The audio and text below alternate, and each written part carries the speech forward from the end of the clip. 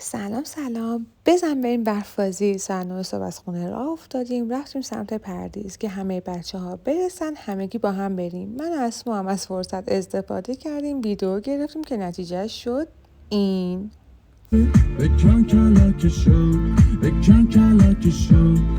وقتی بچه ها به همون رسیدن اصلا مقصدمون مشخص نبود که کجا بریم، ولی بعدش با هم فکری هم تصمیم گرفتیم که بریم سمت دریاچه تار.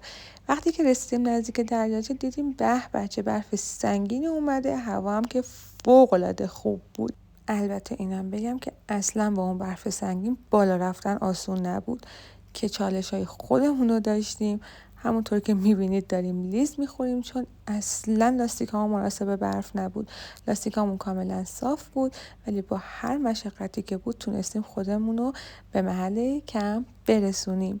بچه ها آروم آروم بالا اومدن و تونستن خودشون رو به محل کمپ برسونن. ما 2 تا هاپوی خیلی خیلی خوشگل داشتیم به اسم مگی و چیکو و از کمپمون بخوام بهتون بگم که اول تصمیم گرفتیم که سایبون ستاره‌ای بزنیم، ولی انقدر برف و کولاک سنگین بود که نشد و تصمیم گرفتیم که سایبونای ماشینا رو باز بکنیم. خیلی زودتر از اون چیزی که فکر کنید کمپمون مهیا شد و بساط بزن برقص بچه ها هم شروع شد. خیلی خیلی بهمون خوش گذشت، واقعا جای همگیتون خالی بود. اینم من و مهرادیم توی این تصویر.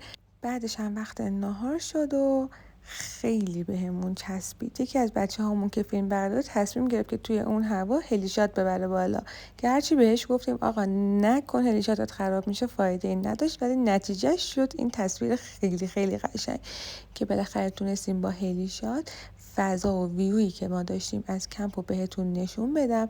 اینجا هلیشات خیلی از ما دور بود و آروم آروم داره به محل کمپمون نزدیک میشه و البته بگم که پایین کمپ ما هم یه سری از بچه‌های آفرودی دیگه بودن که توی تصویر دارید میبینید و خیلی قشنگ به دوربین ما دارن دست تکون میدن.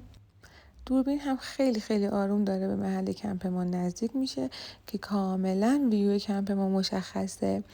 بعد از کلی برفازی ما یکم استراحت کردیم. بعدش بچه ها تصمیم گرفتن که موتور سواری کنن که اونم واقعا توی هوای برفی موتور سواری حس و حال خودشو داره. من ویدیو موتور سواری براتون تندش کردم. بعد از موتور سواری هم نوبت اسب سواری شده بودش. بعدش هم که دیگه وقت برگشت شده بود و بچه ها توی راه یکم شیطونی کردن و ماشین بازی کردن.